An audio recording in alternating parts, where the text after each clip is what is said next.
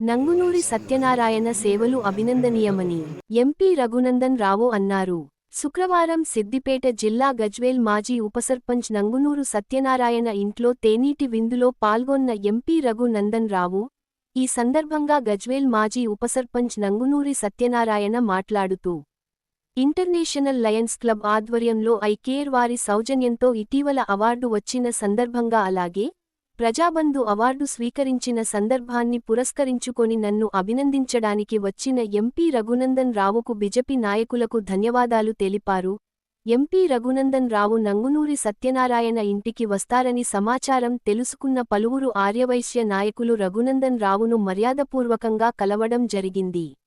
ఈ కార్యక్రమంలో బీజేపీ సిద్దిపేట జిల్లా అధ్యక్షుడు బైరి శంకర్ ముదిరాజ్, సీనియర్ నాయకులు వెంకట రమణ, నందన్ గౌడ్, మున్సిపల్ మాజీ చైర్మన్ భాస్కర్, మాజీ కౌన్సిలర్ సుభాష్ చంద్రబోస్, అశోక్ గౌడ్, మనోహర్ యాదవ్, బీజేపీ నేతలు ఆర్యవైశ్య నాయకులు తదితరులు పాల్గొన్నారు.